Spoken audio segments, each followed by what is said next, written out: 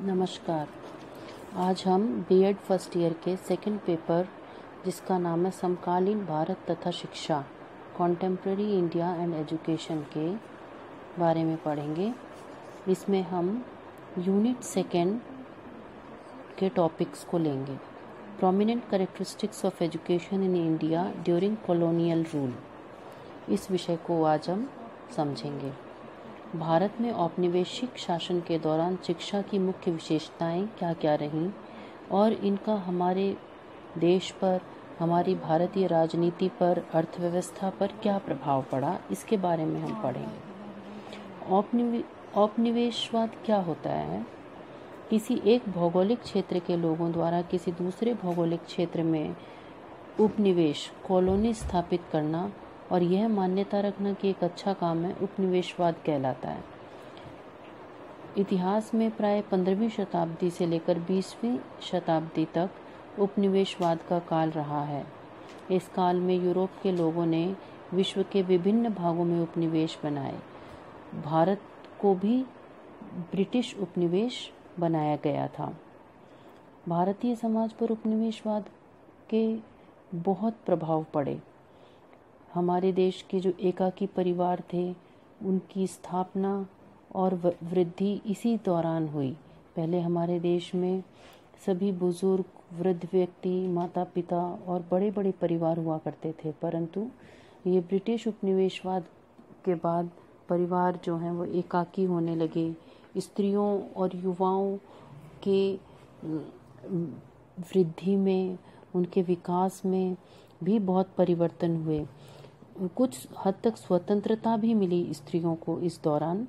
उन्हें घर की चार दीवारी में ही जीवन व्यतीत करना पड़ता था, परंतु ब्रिटिश प्रभाव के कारण कुछ मामलों में जो सकारात्मक प्रभाव पड़े, उनके अंदर इनके अधिकारों के प्रति इन्हें जागरूकता हुई और इसके परिणाम स्वरूप भारतीय सामाजिक संगठन उत्तरोत्तर सरलता से जटिलता की ओर भी बढ़े।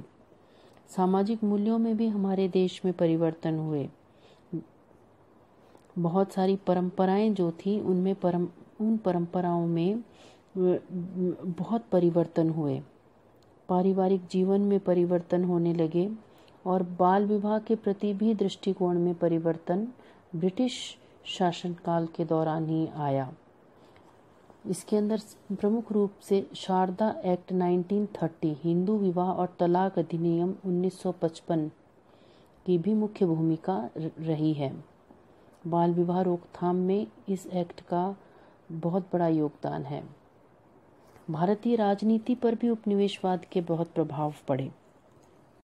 अंग्रेजी उपनिवेशवाद के दौरान ही भारत ने 1857 के प्रथम स्वतंत्रता संग्राम के पश्चात गोपाल कृष्ण गोखले और लोकमान्य तिलक के नेतृत्व में भारत ने अपना दूसरा स्वाधीनता आंदोलन शुरू किया और अंततः लोकतांत्रिक गणराज्य की स्थापना हुई। इस गणराज्य का अपना एक संविधान है जिसका मूल उद्देश्य लोक कल्याण है और नागरिकों को कुछ मौलिक अधिकार प्राप्त हुए, जिनमें सबसे प्रमुख हैं प्रत्येक नागरिक को कानून के समक्ष समानता तथा कानून के संरक्षण का समान अधिकार और राज्य की ओर से धर्म, रक्त, जाति, लिंग, जन्म स्थान आदि किसी बात के कारण किसी नागरिक के साथ कोई भेदभाव नहीं किया जाएगा। भारत में लोकतांत्रिक समाजवाद की स्थापना की जाए, यह प्रयत्न आज़ादी के बाद से ही किया जा रहा है, जिसमें किसी भी प्रकार का भेदभाव ना हो, नागरिकों को समान अधिकार मिले, सभी को समान सुविधाएं मिले, उत्पादन के साधनों पर भी समाज का स्वामित्व हो। औपनिवेशवाद के दुष्प्रभावों में जो अर्थव्यवस्था पर पड़े, भारतीय अर्थव्यवस्था पर, उनमें सबसे प्रमुख है कि भारत के अंदर औद्योगिकरण का बहुत ज़्यादा विकास हुआ, जिससे भारतीय हस्तशिल्प का बहुत ह्रास हुआ और भारतीय बाजार सस्ते और मशीन निर्मित आयात से भर गया, जिससे भारतीय उत्पादों के लिए यूरोपीय बाजारों में प्रवेश करना कठिन हो गया। कृषकों की भी हालत बहुत खराब हो गई। किसान दरिद्र होते गए क्योंकि उनके ऊपर ब्रिटिश सरकार की रुचि केवल लगान में वृद्धि करने की थी और उन्हें अपनी फसलों का भरपूर लाभ नहीं मिल पाता था, जिससे कृषक जो थे वो सूदखोरों से ऋण लेकर के और आर्थिक बोझ के तले दब जाते थे। पुराने जमींदारों की तबाही और नई जमींदारी व्यवस्था का उदय हुआ। इस दौरान वर्ष 1815 के अंत तक बंगाल की कुल भूमि का लगभग 50% दूसरे हाथों में स्थानांतरित किया जा चुका था और इसके कारण भू संबंधी जो मामले थे उनकी हालत और भी खराब होती गई। कृषकों के पास न तो कृषि के साधन थे और न ही कृषि में निवेश करने के लिए धन। जमींदारों का गांवों से कोई संबंध नहीं था और सरकार द्वारा कृषि तकनीक और कृषि से संबंधित शिक्षा पर व्यय किया जाने वाला धन बहुत थोड़ा था। इन सभी कारणों से भारतीय कृषि का धीरे धीरे पतन होने लगा और उसकी उत्पादकता बहुत ही ज्यादा कम हो गई। भारत के स्वतंत्र होने के पश्चात भारत का समग्र विकास हुआ।